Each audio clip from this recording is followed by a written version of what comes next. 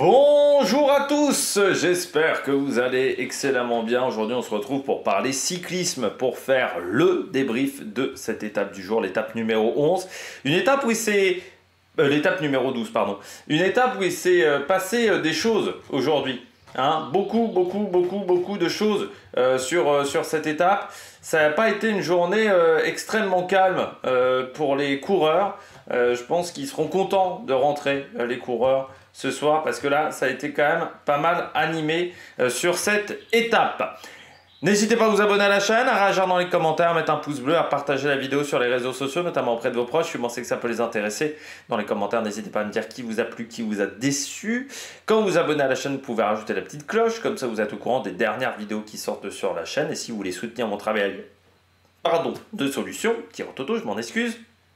Soit vous cliquez rapidement sur les miniatures, ce qui permet de mettre en avant la vidéo dans l'algorithme YouTube. Et bien l'autre solution également, enfin vous pouvez même faire les deux en même temps. Si vous avez les moyens et que vous voulez soutenir mon travail, vous pouvez faire un super thanks et je remercie les gens qui le font. On regarde tout de suite le débrief de cette 12e étape. Alors, bon, on va déjà noter un truc, juste France Télévisions, 10 secondes. Le problème d'avoir Franck Ferrand, soutien d'Éric Zemmour, notamment, enfin, grand ami d'Éric Zemmour, c'est que parfois, au niveau de la rubrique Histoire, hein, il y a des appréciations, il y a des oublis, des omissions, on va dire ça comme ça. Ça avait déjà été le cas avec Céline au Danemark, qui attendait de passer l'orage. C'est le cas aujourd'hui avec Poujade.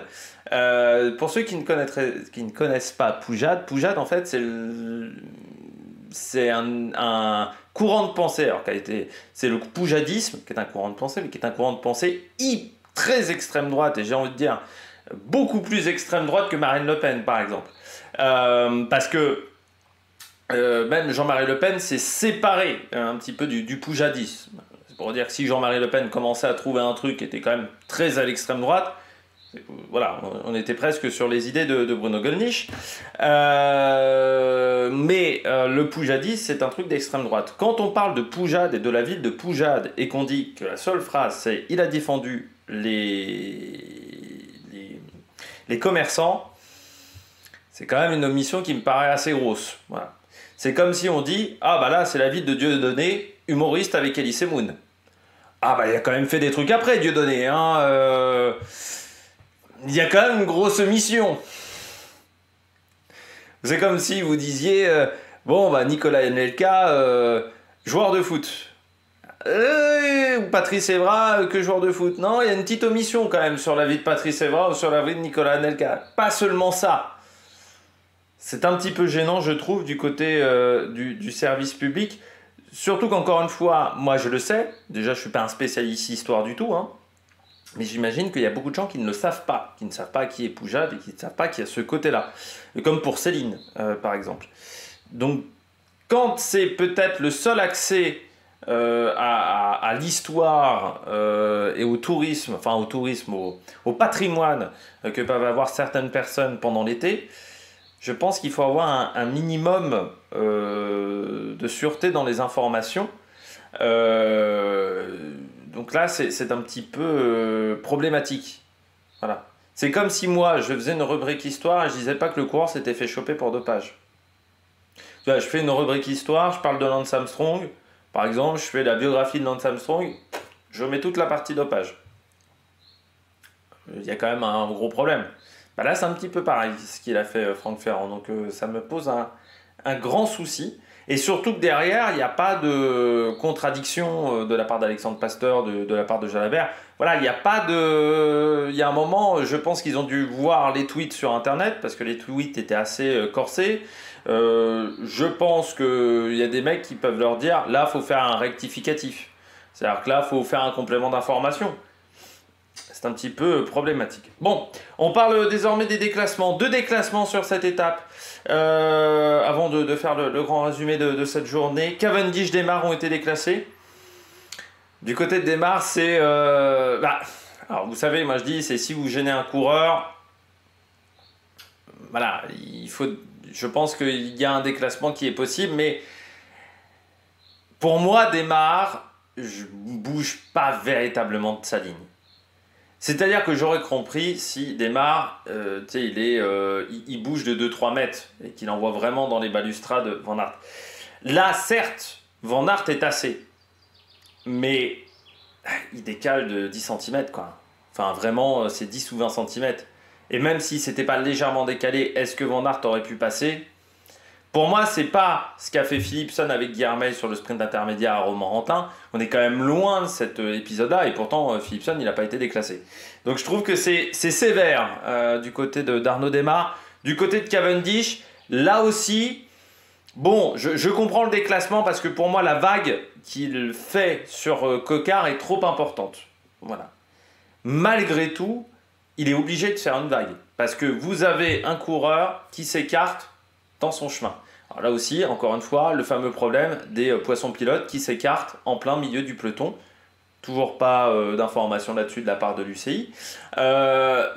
Donc Cavendish, pour moi, là où il fait une erreur, Cavendish, c'est quand il se décale pour contourner ce coureur-là, il se décale vraiment au large, et ce qui fait que Coca est vraiment entraîné quasiment à l'autre bout de la route.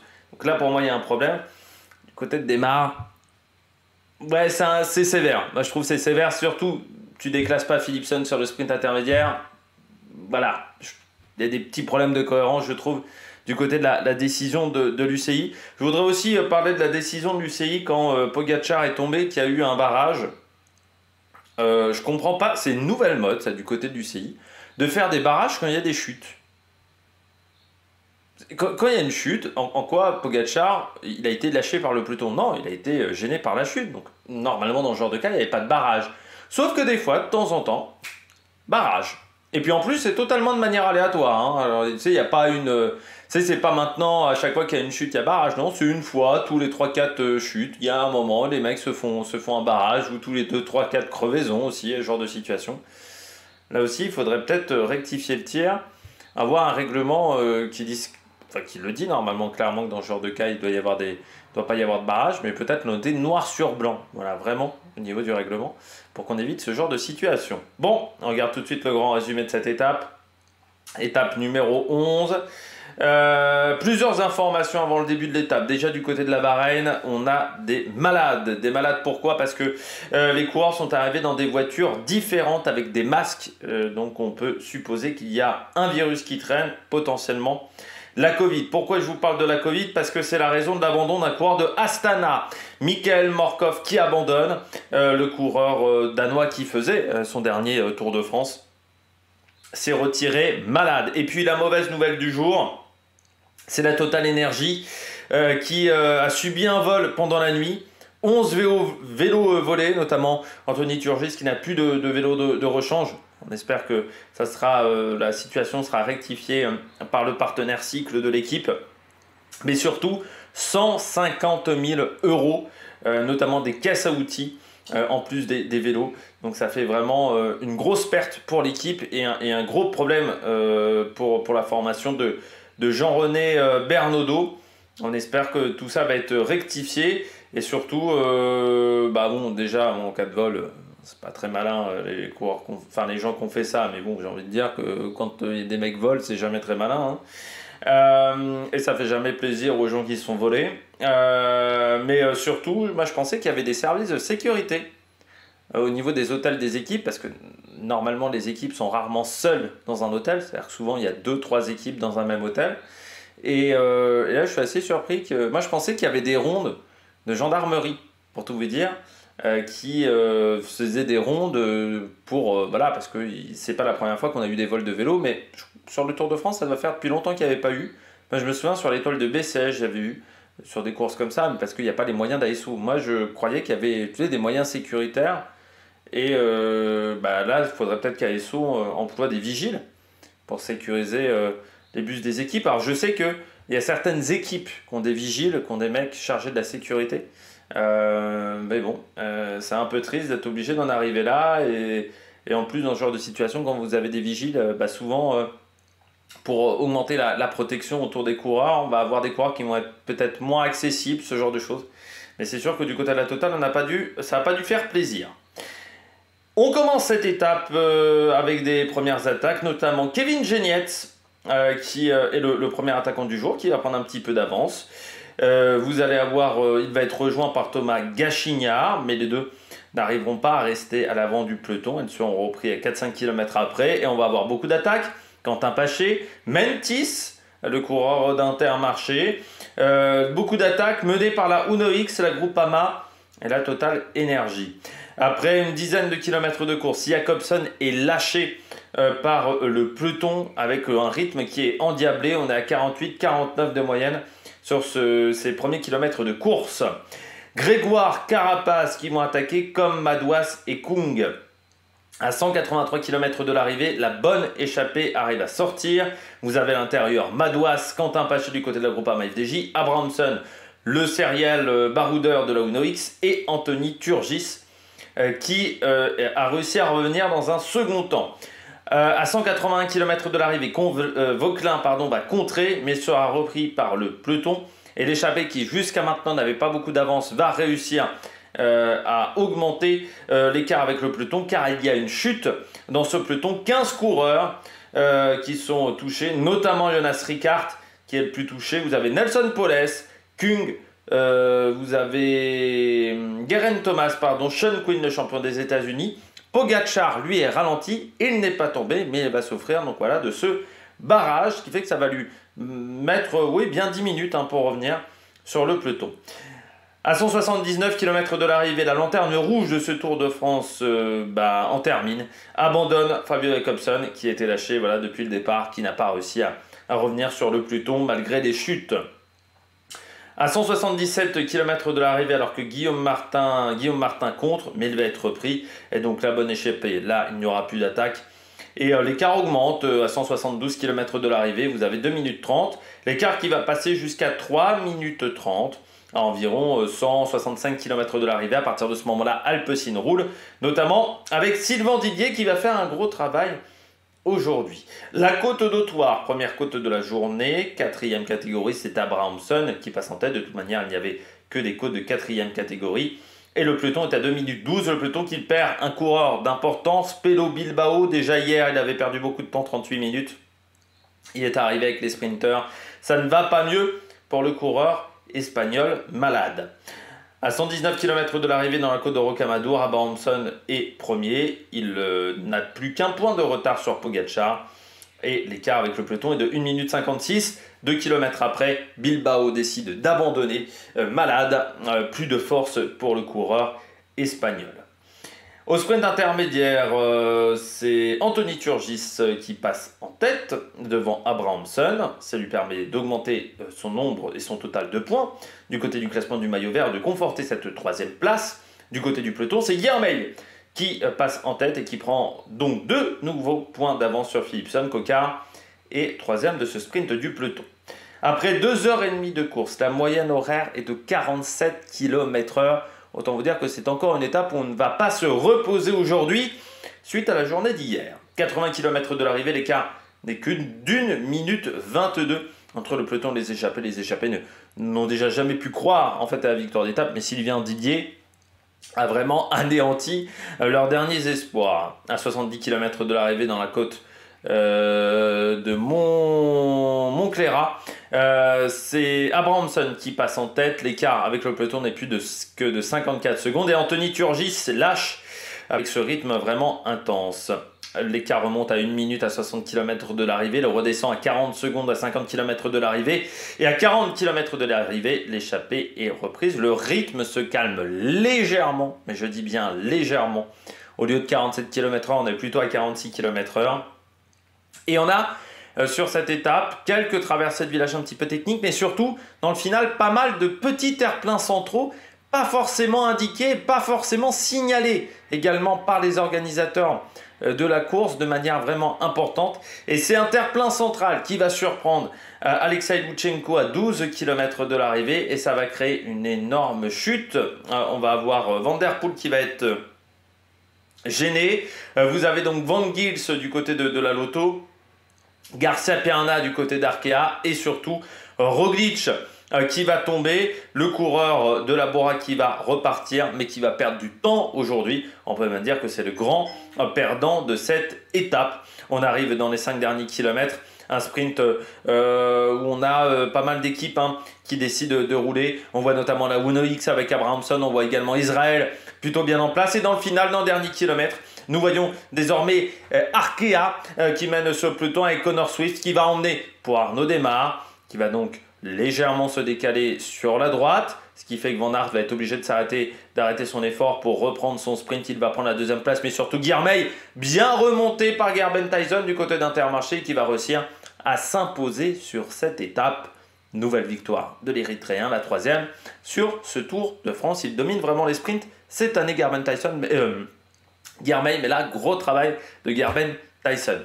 Et puis donc, Roglic perd du temps sur cette étape, et surtout 2-3 hors délai sur cette journée, car on n'en a pas parlé, mais on rappelle le coureur d'Alpecin, Jonas Ricard, qui est un petit peu blessé, et bien se retrouve hors délai avec Fedorov et surtout Craig Anderson. Donc c'est une mauvaise journée du côté d'Alpecin et pour, j'espère, Philipsen. Les sondages sur cette étape, je vous avais posé 2 questions. La première, l'échappée va-t-elle aller au bout sur cette étape?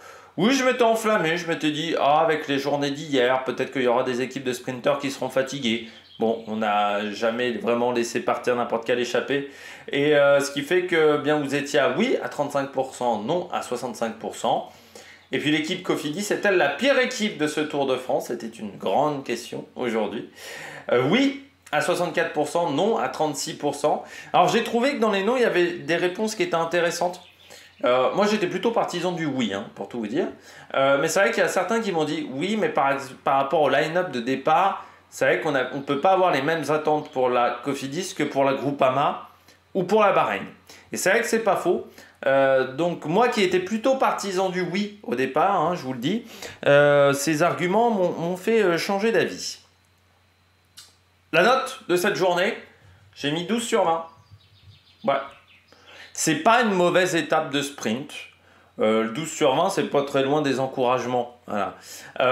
Certes, l'échappée n'a jamais eu véritablement de chance, avec au niveau suspense, on repassera un petit peu par rapport à l'étape d'hier, où certes l'échappée n'avait pas de chance, mais il y avait de la suspense pour la victoire d'étape.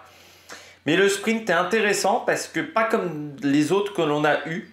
Là, il y a Arkea, vous avez Israël également, où ça roule bien.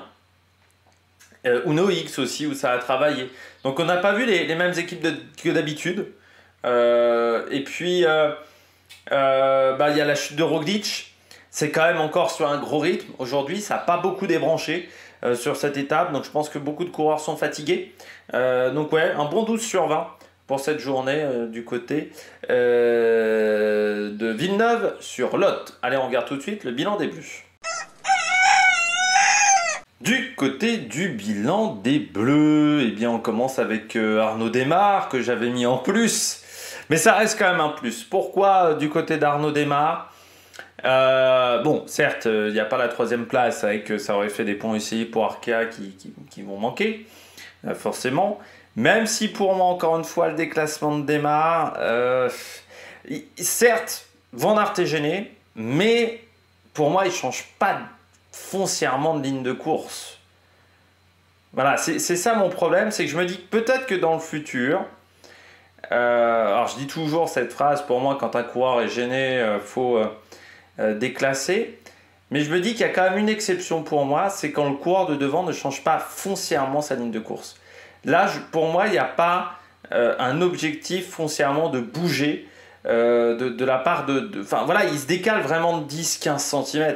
Il se décale pas d'un mètre 50 quoi, comme Cavendish. Pour moi, Cavendish, son objectif, c'était pas de gêner Coquard, mais il fait un virage qui est trop violent pour moi, où il emmène vraiment Coquard.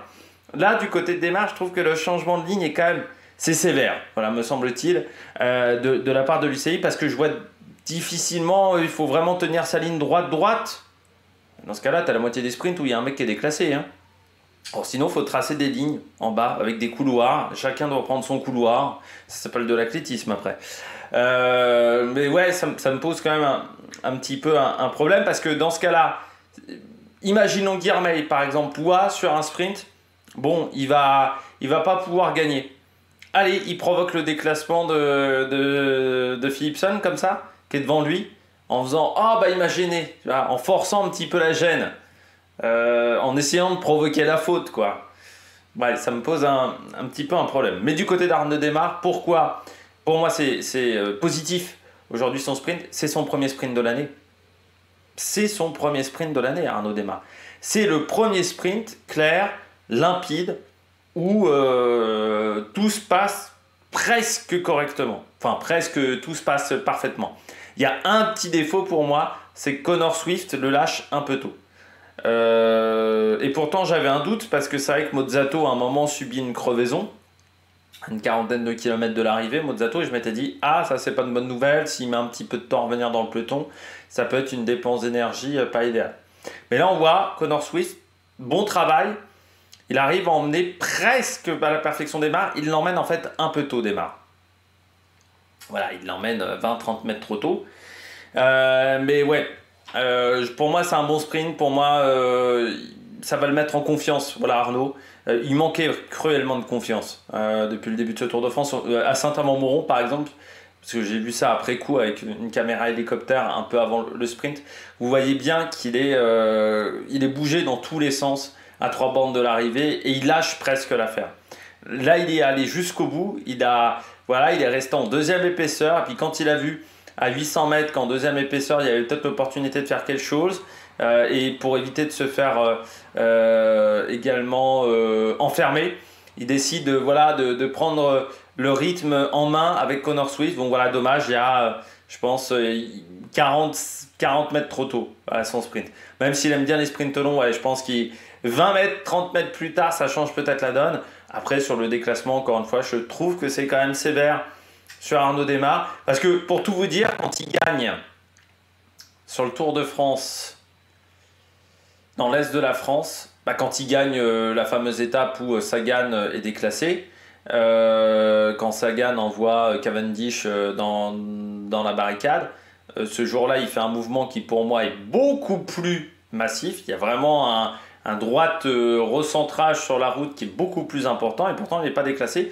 C'est là où je vous disais aussi que du côté des commissaires, désormais ils sont plus sévères. Là je trouve quand même que c'est un peu sévère pour moi le déclassement d'Arnaud Démare. Je pense aussi que dès que Van Aert, j'espère qu'ils n'ont pas fait le déclassement juste parce que Van Aert est ralenti, qu'ils ont bien pris en compte tout. Parce que si dès qu'il y a un mec qui grosso modo arrête de pédaler, il déclasse le mec qui est devant lui, on peut avoir des soucis quand même sur certains sprints. Ça doit rester du sprint. Le sprint, oui, il peut y avoir des contacts. Voilà, si on veut pas de contact, on les fait rouler en faisant du contre-la-montre. Là, il n'y aura pas de contact. Mais il n'y aura plus de sprint non plus. Deuxième coureur top pour moi, c'est Turgis. Il prend l'échappée. Et pourtant, c'était pas simple. Parce que ce matin, je pense quand ils ont découvert les vélos, tout était volé. 150 000 balles. Lui, il sait qu'il n'a pas de vélo de secours. Je pense que le réveil n'a pas été bon ce matin.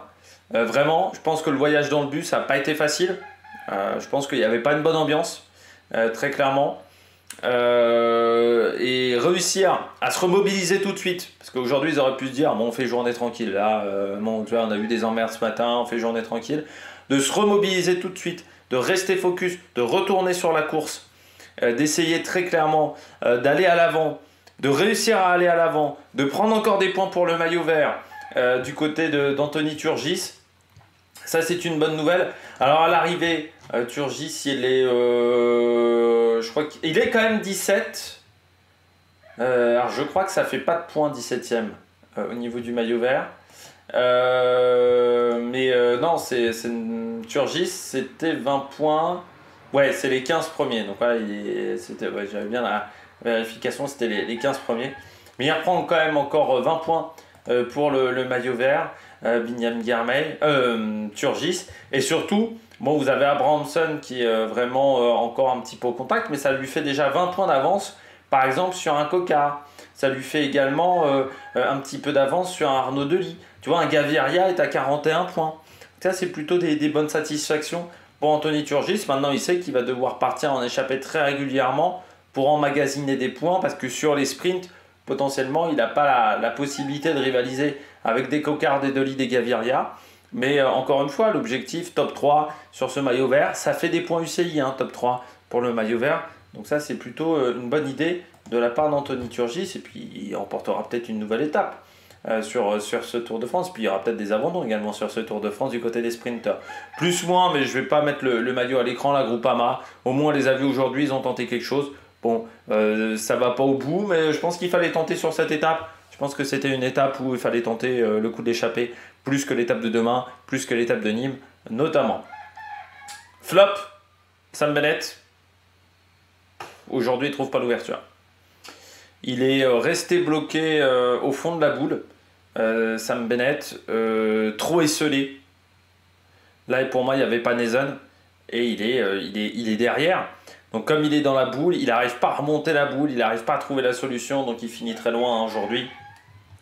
Sam Bennett, c'était... voilà, il finit quand même 12e avec les deux déclassements. Je pensais qu'il était encore plus loin, Sam Bennett. Mais ouais, il ne trouve pas l'ouverture. Quand tu regardes bien, il n'y a que Stuyven, c'est même pas Stuyven qui fait le sprint, il n'y a que Gaviria au final. Véritablement de vrais sprinters qui finit... derrière lui et de Genkolb du côté de la DSM. Ouais, c'est dommage pour Sam Bennett, mais là il trouve pas du tout l'ouverture. Il est trop esselé, il est trop seul, beaucoup trop seul dans le final, Sam Bennett. Voilà, il manque du monde autour de lui. Bon, maintenant Sam Bennett, il va retenter demain, je pense à Pau, il va retenter encore à Nîmes. Mais c'est vrai que le Tour de France de Sam Bennett, du côté du sprint, n'aura pas été facile pour le coureur irlandais. C'est dommage parce qu'après ces bonnes 4 jours de Dunkerque, moi j'étais plutôt confiant. Mais il aurait fallu peut-être un coureur en plus, un Pierre Gauthera. Je pense qu'il lui manque un Pierre Gauthera à Sam Bennett. Il aurait peut-être mieux fallu avoir un Pierre Gauthera qu'un Dorian Godon. Peut-être pour Sam Bennett, mais ça ne va pas faire arranger les choses pour la Décathlon parce qu'en fait, à part Félix Gall, il ne faut pas que Félix Gall tombe. Hein. Si Félix Gall tombe, ça peut être l'équipe qui réalise peut-être vraiment le moins bon Tour de France de cette année 2024. On poursuit avec... pour moi, je dirais certes, Bryan Coquard est 8ème aujourd'hui, mais je trouve que la manière est encore pas bonne. Zinglé, en fait, il utilise Zinglé à 3 bornes de l'arrivée ou à 2 bornes de l'arrivée. Zinglé, il faut que tu l'utilises comme poisson pilote. Hein. Et là, bah, forcément, une fois que Zinglé fait son job à 3 bornes de l'arrivée, bah, lui, il est tout seul. Il est tout seul. Alors, il est plutôt bien positionné au kilomètre. Mais quand tu es tout seul, même si tu es bien positionné au kilomètre, tu peux te faire enfermer. Et en fait, il se fait complètement enfermer, Coquard. Alors après, il essaye de ressortir, sauf qu'il y a le coureur du NOX qui se relève. Et là, après, ça devient compliqué, quoi. Ça devient compliqué pour Coquard, un peu embarqué par Cavendish. Alors, il prend la 8ème place. Ça fera 40 points UCI pour sa formation. Mais c'est vrai que par rapport à l'année dernière, du côté de Bryan Coquard, c'est bien plus difficile. Je trouve, et la saison est moins bonne. Alors certes, il y a eu cette victoire sur le Tour de Suisse, mais au final, je ne sais pas si son année 2023 n'était pas largement meilleure que l'année 2024, et si l'année 2022 n'était pas meilleure aussi, du côté de Bryan Coquard. Bon, on regarde tout de suite les coureurs au top. Attaque de Marlou. Les coureurs au top, Biniam Girmay, 3. Allez, oui, comme Merlier, comme Milan, hein, sur le dernier Giro. Impressionnant Biniam Girmay parce qu'aujourd'hui à 1,5 km il est à côté de Sam Bennett. 1,5 km il est à côté de Sam Bennett. Heureusement pour lui, malgré tout, même s'il ne panique pas, il faut bien le notifier et voilà, il reste dans son truc. Alors je pensais que c'était Tyson, c'est pas Tyson qui fait le poisson pilote, c'est Mike Tennyson. Mike Tennyson va le replacer à la perfection. Je pensais que c'était... Enfin, je m'étais dit c'est Tyson parce que, pour tout vous dire, j'ai pas regardé les dossards et des trucs comme ça. Je me suis dit, Intermarché, tu vois, poisson pilote, normalement ça va être Garben Tyson. Ouais, c'est Mike Tennyson qui le replace à la perfection. Vraiment, entre 1,5 km et j'irais... il va le remonter. Je crois qu'il le garde devant jusqu'aux 500 mètres. 450 mètres. Ensuite, il s'écarte. Et après, Girmay, bah, là, à ce moment-là, il est plutôt bien placé. Et Philipson, il tente, hein, mais il n'arrive pas à battre Girmay.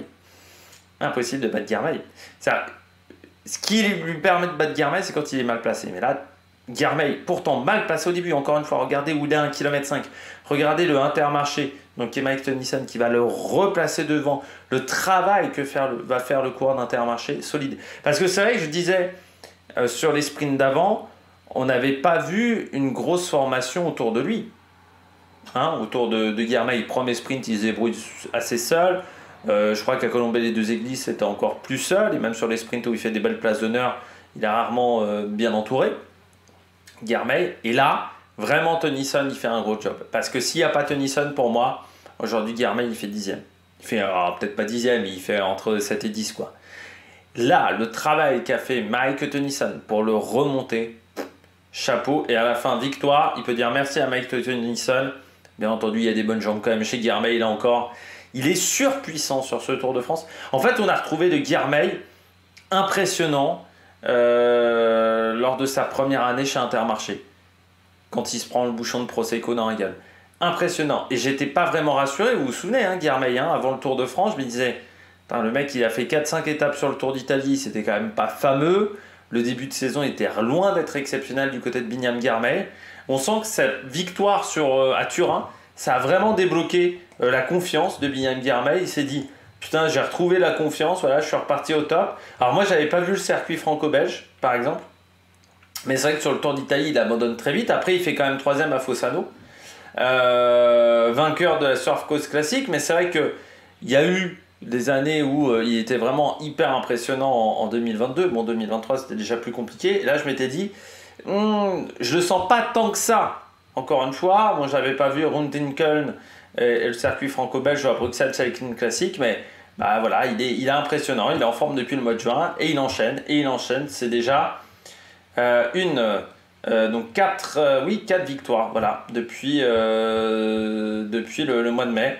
Donc impressionnant, et ça fait quand même 2084 points UCI. Intermarché, il faudra faire le bilan du maintien après le Tour de France. On fera un épisode avant les Jeux Olympiques. Il va y avoir un délai très court entre les Jeux et les débris de Tour de France, donc tout va un petit peu s'enchaîner. Mais je pense que du côté d'Intermarché, il va y avoir une belle remontée au classement, malgré le fait que Meintjes pour le moment soit loin en général et n'a pas gagné d'étape, mais peut-être que ça va arriver du côté de Luis Meintjes. Mais du côté de Guermey, vraiment très intéressant pour les points UCI. Et puis il est surpuissant vraiment. Il a retrouvé la puissance qu'il avait en 2022. Vraiment, moi, ce qui m'avait impressionné, Guermey, c'est des sprinteurs un petit peu comme Dely.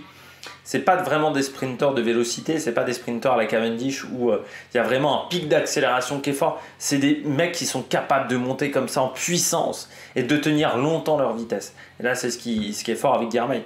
Très très fort avec Guermey. Bon, non. Impressionnant, mais gros travail de Mike Tennyson. Ne pas oublier Mike Tennyson, le néerlandais, qui était déjà là sur Tirreno, c'est un coureur important autour du coureur érythréen. Coureur en fin de contrat, on se souvient, il avait remporté une étape sur le Tour de France, il avait même été maillot jaune, Mike Tennyson, mais c'est vrai que depuis il avait un petit peu de mal. Là je trouve qu'il fait un gros travail d'équipier encore. Donc non, chapeau, déjà en 2023 il avait été bon. Dernière année chez Jumbo Visma aussi, ça avait été bien aussi. Donc là, intéressant du côté de Mike Tennyson, le travail qu'il a réalisé, coureur en fin de contrat. Pour un train de sprinter, Mike Tennyson, ça peut être un coureur très intéressant, surtout le travail qu'il a fait aujourd'hui. Van Aert, malgré le fait qu'il y a le déclassement, il fait 2e, il y avait le déclassement d'Arnaud Démare. Solide quand même de la part de Van Aert. Je pense que s'il ne doit pas contourner Démare, s'il n'est pas obligé d'arrêter de pédaler, il gagne l'étape. Après, pour moi, le déclassement sur Démare est vraiment sévère, mais Van Aert, très solide au niveau des jambes. Et ce qui est intéressant avec Van Aert, c'est contrairement à Van Der Poel, où j'ai pas l'impression que ça monte en puissance du tout sur ce Tour de France, Van Aert, j'ai l'impression que ça va de mieux en mieux. Je vous avais dit au début de ce Tour de France, je l'avais pas trouvé exceptionnel. Il semblait pas... Alors, sur la première étape, il semblait plutôt dans le rythme, mais ensuite, j'avais trouvé qu'il était discret, Van Aert. Là, je trouve que depuis le début, depuis l'étape 9, pas mal sur l'étape 9, là ça monte en puissance. Il fait déjà podium sur l'étape de Saint-Amand-Moron. Là ça progresse, ça progresse, ça progresse. C'est bien, les Jeux Olympiques, c'est dans 3 semaines. Donc il commence à être sur une courbe ascendante, le petit Belge. Va falloir s'en méfier hein, aux Jeux Olympiques Van Aert. Alors, il ne faudra pas que l'équipe belge se gourre en termes de stratégie parce que tu as aussi Remco Evenepoel, tu auras du monde au balcon. Mais je trouve que Van Aert, contrairement à Van Der Poel, là, ça monte en puissance au fur et à mesure. Et ça, c'est très intéressant de la part du Belge. Très bon sprint aujourd'hui hein, de Van Aert parce qu'encore une fois, quand vous faites un arrêt et que vous devez reprendre le pédalage, souvent c'est très difficile. Et réussir à faire quand même podium ou même top 5 dans ce genre de conditions, c'est extrêmement compliqué. Il faut le prendre en compte. Voilà, réussir à redémarrer, à relancer la machine une fois que tu as essayé de la démarrer, parfois c'est compliqué. Vous savez, c'est comme avec le lanceur sur la tondeuse. Quand vous êtes à 2 doigts de réussir, vous faites le premier mouvement, vous pétez l'épaule et ensuite voilà, vous essayez de pomper comme un démarré pour essayer de démarrer la tondeuse ou tout objet comme ça. Bah, c'est un peu pareil sur un sprint. Et là, du côté de Van Aert, il a réussi à relancer la machine, à retirer sur le câble pour redémarrer. Donc très très fort de la part du coureur belge. Troisième coureur top, Ackermann quand même. Alors déjà parce qu'au niveau des points UCI, hein, c'est vrai que Ackermann il les collectionne sur ce Tour de France, les points UCI. Il tourne autour, voilà Ackermann. Ça me rappelle Groenewegen une année qui tournait autour de la victoire aussi, qui avait jamais réussi à la récupérer. Bah là il tourne autour. Mais sur ce Tour de France, 110-110 ça fait 220. 220 plus 90 ça fait 310. 310 plus 60 ça fait 370. Plus 35 ça fait 405 points UCI hein, récupérés. Et il est à 708, voilà, parce qu'il avait fait quand même 4ème de Neuker Corseux et 4ème de la Bruxelles Cycling Classic, ce qui faisait également 100 points UCI pour chacune de ces 2 courses. Donc ouais, vous voyez sur ce Tour de France, hein, il accumule les points UCI. Là aussi c'est important pour Israël, hein, pour rester, pour essayer d'accéder au World Tour, pour être dans le top 18. Il faut qu'Israël marque des points, et autant vous dire que c'est pas avec Chris Froome que ça va suffire, ou avec Jacob Fuglsang, ou avec Simon Clark, donc il faut bien marquer des points aussi avec Ackermann. Et c'est depuis longtemps que je n'avais pas vu à ce niveau-là, je trouve, de performance Pascal Ackermann. Donc ça fait plaisir. Pour moi, ça date de l'époque Bora, où vraiment il arrivait à être très performant sur les sprints. Donc ouais, très content pour lui, qui participe à son premier Tour de France. Pour l'instant, toujours pas de victoire, c'est que son premier Tour de France, mais c'est vrai que j'avais trouvé, alors sur le Tour de Suisse, bon, il m'avait pas marqué. Sur les 4 jours de Dunkerque, je vous en avais parlé à plusieurs reprises, j'avais trouvé que c'était le bordel. C'était le bordel. Mais c'est vrai qu'à Abbeville, où il lance pas du tout dans le bon timing, il fait 4ème, alors c'est un sprint en faux plat descendant. Alors un Dakar qui fait 3, alors que c'est encore le bordel. Donc ça, c'est vrai que c'était vraiment plutôt pas mal. Au final, vu la manière de courir de son équipe, Bruxelles Cycling Classic 4ème, Runtenköln 5ème aussi comme Guermey. Donc non, très très intéressant hein, Ackermann, et on espère que ça va continuer. L'étape de demain à Pau, pourquoi pas à Nîmes aussi, du côté d'Ackermann. Ça peut être une carte sur laquelle miser, hein, Ackermann. Bon, pour moi, c'est une carte, c'est une carte où qu'il faut miser Pascal Ackermann, parce que là c'est pas mal quand même, hein, pas mal du tout Ackermann hein, depuis le début de Tour. Et puis on voit qu'il a une équipe solide autour de lui. Je trouve encore que tu vois, Guillaume Boivin, ça fait du bon boulot quand même du côté de cette structure. Donc non, pas mal du coup tout du côté de Israel Startup Nation. On passe tout de suite au bonnet d'âne. Les bonnets d'âne du jour sur cette étape. Le premier, c'est Roglic. Certains vont dire qu'il y a de la malchance. Moi, je pense quand même, quand il y a beaucoup de chutes dans l'année, au bout d'un moment, tu peux pas juste dire c'est de la malchance. C'est-à-dire que c'est qu'il y a un moment, s'il y a un pilote de Formule 1 qui crache sa bagnole, à tous les grands prix, c'est pas que de la malchance. Il doit y avoir des paramètres qui sont pas excellents. Moi, je trouve qu'aujourd'hui, quand il tombe, il est pas bien placé. On est à 12 km de l'arrivée. Donc, on est à un moment important de la course. Roglic, au final, Lutsenko, il chute. Lutsenko doit être déjà 30e position dans le peloton. Entre 25 et 30e position dans le peloton. Roglic arrive à fond les ballons, il doit être 40-50 places derrière. Encore, Roglic. Potentiellement, il est 80e dans le peloton. Je pense que quand on est à 12 km de l'arrivée et qu'on est 4e du Tour de France, être en 80e position du peloton, c'est pas l'idéal. Alors encore une fois, peut-être que s'il avait été plus devant, peut-être qu'il aurait pris la chute aussi, peut-être que c'est lui qui aurait provoqué la chute de tout le monde. Ensuite, bon, il essaye de freiner. Après, quand vous freinez fort, forcément vous mettez la roue de travers. Je pense qu'il a été surpris. En plus, il a vu au dernier moment Lutsenko. Donc quand il a freiné, bam, il met les freins à fond, quoi. Il tombe sur l'épaule. Ensuite, bon, on le voit reprendre la course, mais il reprend vraiment pas à fond du tout. Il perd quasiment 2 minutes. Je crois qu'il perd 2 minutes aujourd'hui. Il repart vraiment pas du tout à fond. Roglic, il est plus 4e du général désormais. On fera un point sur les classements en fin de vidéo. Mais quand on me dit c'est que de la malchance, moi je trouve qu'il est mal placé. Alors encore une fois, peut-être que s'il avait été mieux placé, ça n'aurait pas évité la chute. Mais je trouve que quand tu es 4e du Tour de France et que tu es aussi loin dans le peloton, il y a un moment, tu sais qu'il y a une prise de risque. Tu sais qu'il y a une prise de risque, tu sais que ça peut se produire. Regarde Pogacar en début d'étape, c'est la même chose. Il n'est pas super bien placé dans le peloton, il est ralenti par la chute. Là, je me dis quand même que du côté de Roglic, c'était pas l'idéal. Après, c'est dommage, bien entendu, parce que ces derniers temps, il a tendance à souvent tomber. Et là, on pensait pourtant à un petit peu la sortie du tunnel, et il retombe encore. Et forcément, c'est problématique pour Roglic. Alors, est-ce qu'il fera la Vuelta? Peut-être qu'il fera la Vuelta. Bon, heureusement pour lui, il ne devait pas faire les jeux. Donc, la direction de la fédération slovène avait décidé de prendre technique pour le contre-la-montre. Choix discutable. Mais du côté de Roglic, ouais, c'est triste. Alors, moi, je pense qu'il ne repartira pas demain parce que sinon, il sera affolé beaucoup plus pour tenter de revenir. Et là, on voit bien qu'il n'arrive pas à suivre les équipiers. L'épaule semblait bien abîmée au niveau. Il semblait qu'il y avait des grosses dermabrasions. Peut-être que l'omoplate a pris parce qu'il fait quand même un gros soleil.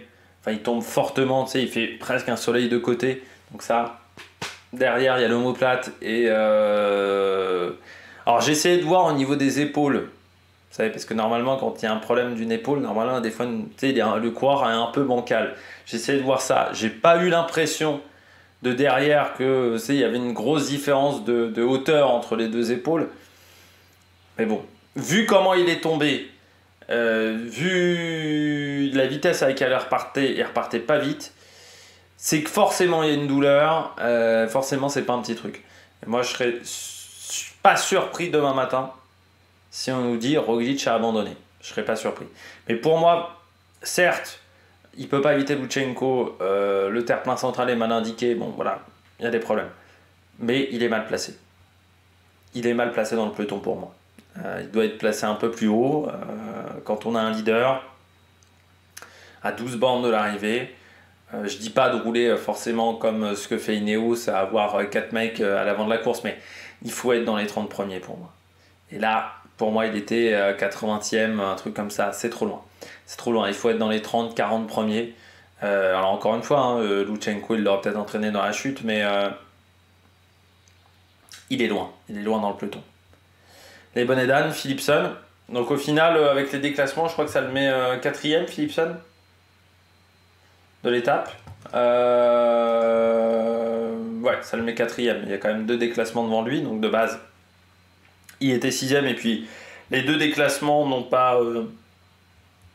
Celui de Démarre, il n'a absolument pas gêné Philipsen. Et je suis même pas sûr que Cavendish ait gêné Philipsen non plus.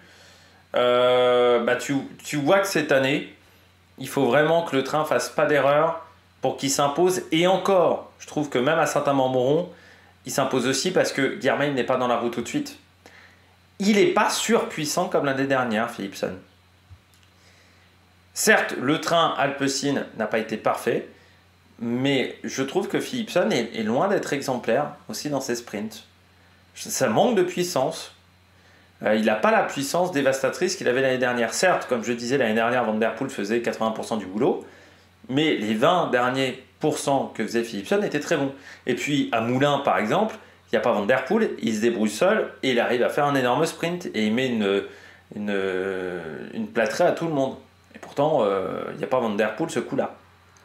Là, il faut que toute l'équipe fasse le travail à la perfection dans le final, comme ça a été le cas à Saint-Amand-Moron, pour qu'il gagne.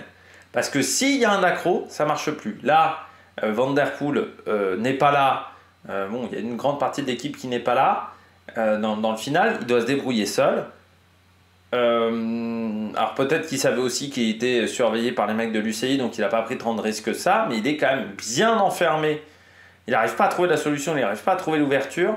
Je trouve qu'il n'arrive pas à trouver la bonne roue aussi. Philipsen, il n'arrive pas à trouver le train adverse qui peut l'emmener parfaitement vers la victoire ou vers un bon résultat. Donc ouais, non, je trouve que ça manque de puissance. Puis là aujourd'hui, il se fait battre quand même 2 fois par Guermeil, au sprint intermédiaire, au sprint final. Ouais, c'est compliqué pour Philipsen. Et c'est très frustrant, je pense, pour Alpecin de Koninck, notamment pour Sylvain Didier, parce qu'aujourd'hui, Sylvain Didier, il a quand même roulé une grande partie de la journée.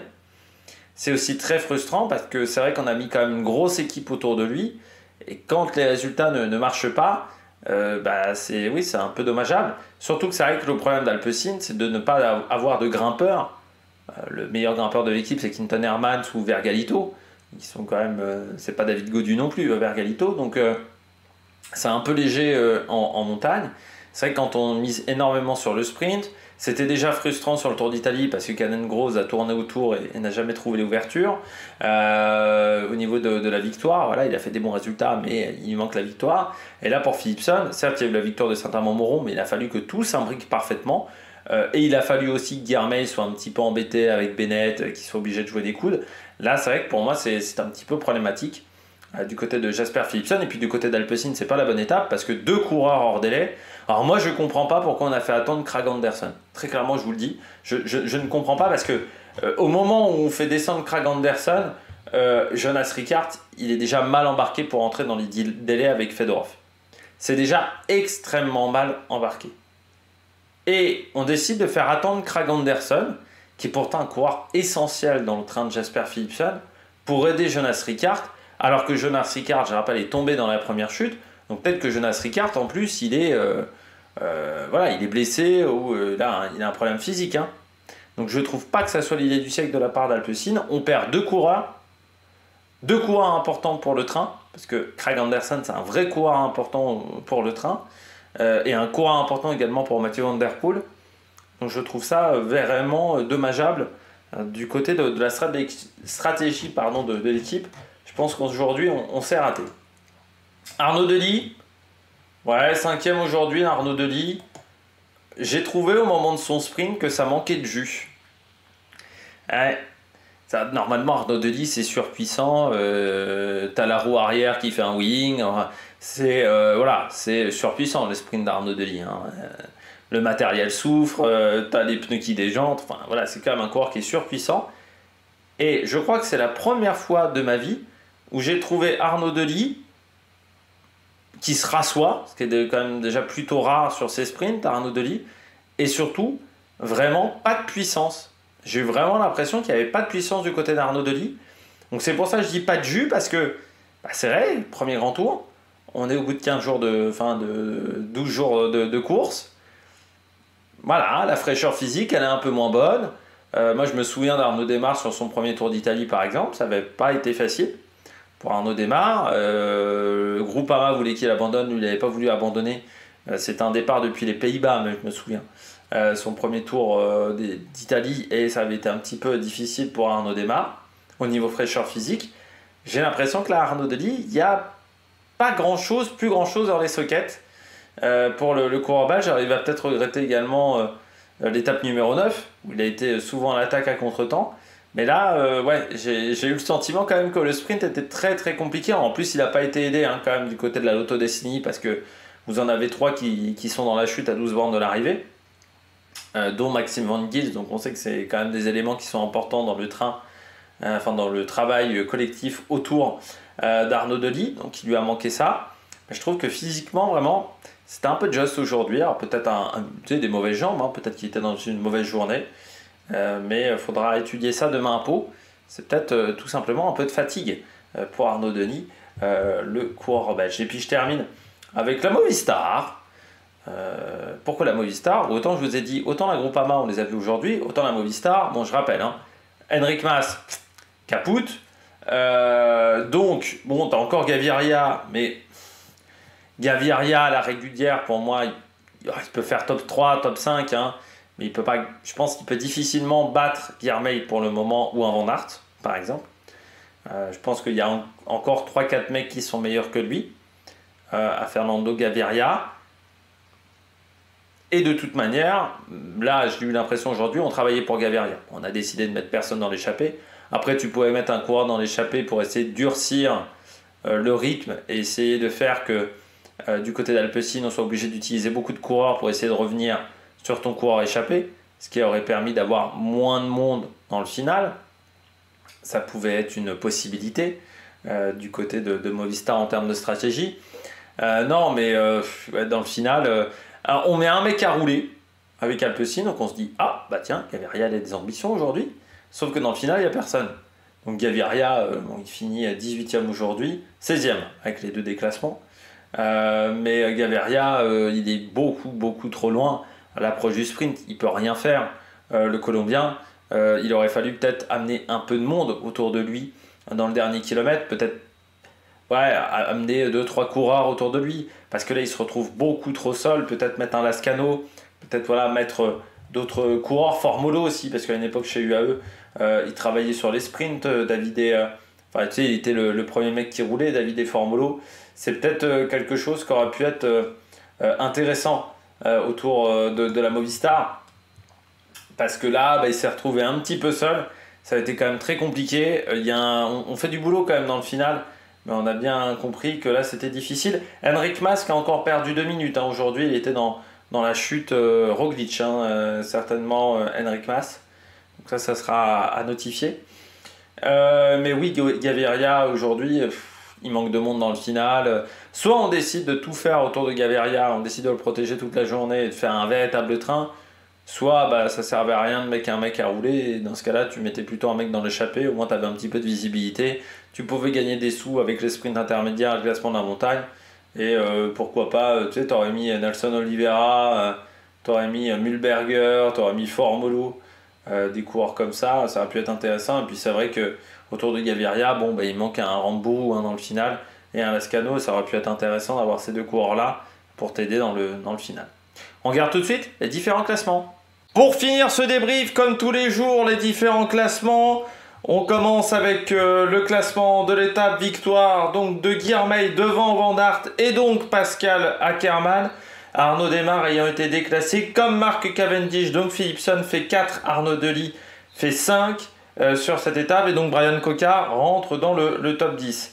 On descend un petit peu donc pour bien vous montrer qu'il y a eu des coureurs hors délai pour le rappeler. Aujourd'hui c'est le cas de Fedorov, Kragh Andersen, Jonas Rickaert qui sont arrivés avec 3 minutes de retard. Moi j'ai bien aimé cette grande phrase en passant de Laurent Jalabert qui dit « Oh pour les délais ça va être bon » alors qu'ils avaient déjà 17 minutes de retard à 50 bornes de l'arrivée.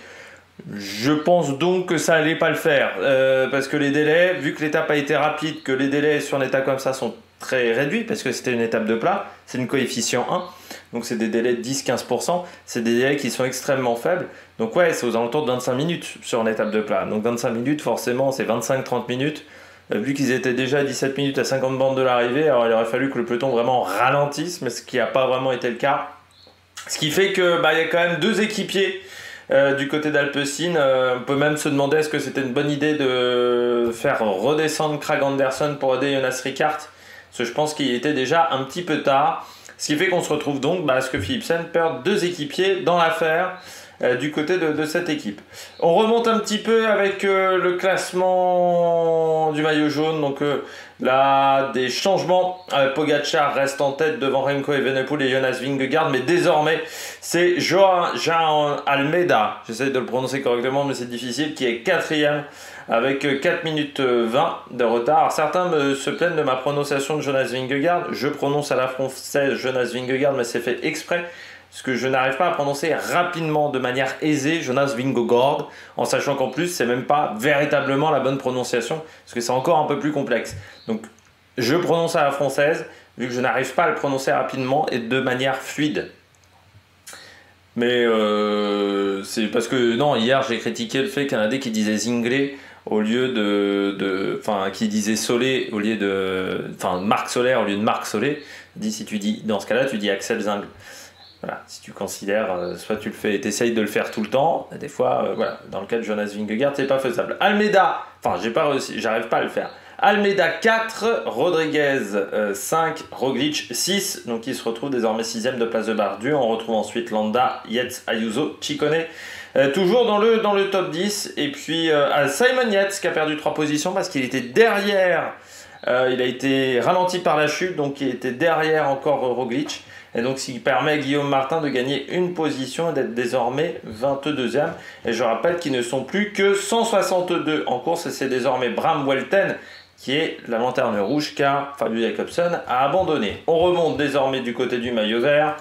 Guilherme qui reprend de l'avance, de nouveau quasiment 100 points d'écart.